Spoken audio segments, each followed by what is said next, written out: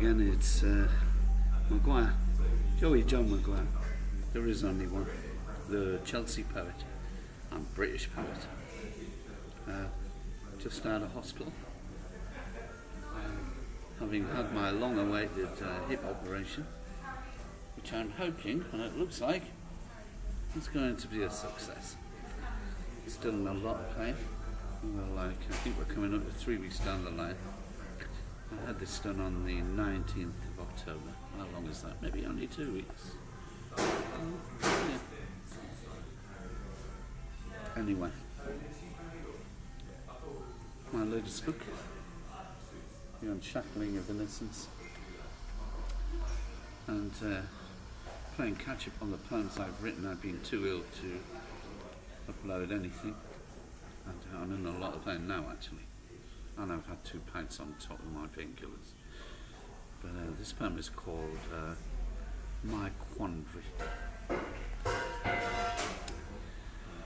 I find myself stuck in a quandary, torn between my mindfulness, other people's lack of it, and 2 possible outcomes.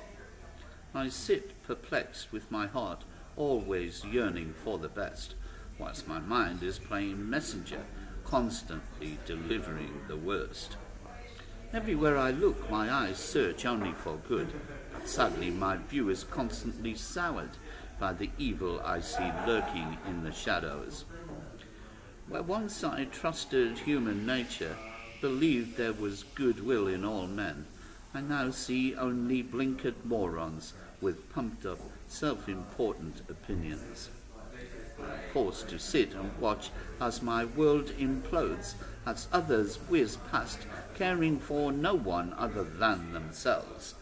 Where once quiet ambience was regarded as a thing of beauty, it is now drowned out and choked by a cacophony of noise. I struggle to recall when it was the last time I saw children in joyful play, more likely to be found munching McDonald's than skipping playing jacks or climbing up a tree. With the playground games of the past no longer in existence, the play is now dominated by who is the toughest and the coolest dude. It's come down to who's got the trainers and the t-shirt, who's packing the blade or the gun, whose dad's the richest, and which spoilt little brat will risk everything to belong to a gang. The fickleness of their attitudes is only excelled by that of their parents, who have never alerted them to the benefits of knowing right from wrong, no doubt because they didn't know them themselves. It comes to something when all the losers are helped and praised for their lack of input, as the world seems to have forgotten to reward those decent enough children who want to try.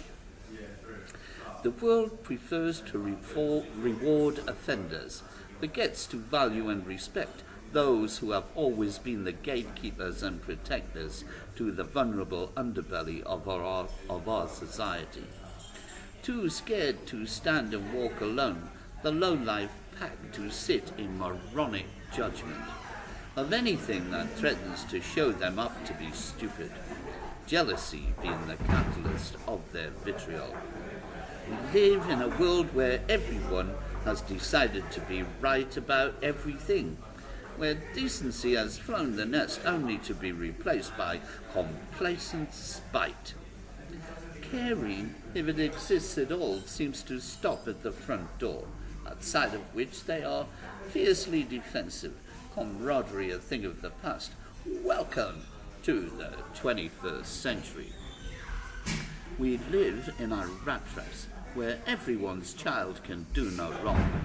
Social responsibility coming down to, my child wouldn't do that, couldn't do that. Where most children had boundaries reinforced with a smack, they now have none and are lost. Watch as daily they stab their contemporaries, mug and murder the old and the frail.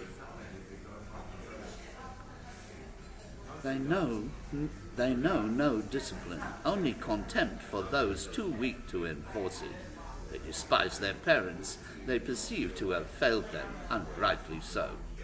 In the backdrop of this turmoil, a hand-picked daisy chain given of love has become a foolish gesture in a graveyard of other sentiments. A show of love is a show of weakness that can only deepen the hurt, that forms the essence of my quandary, that will not shift from my heart. It's so hard to watch the hatred, the scrapping for existence, so much so that every single day I ask myself, is all my suffering worthwhile?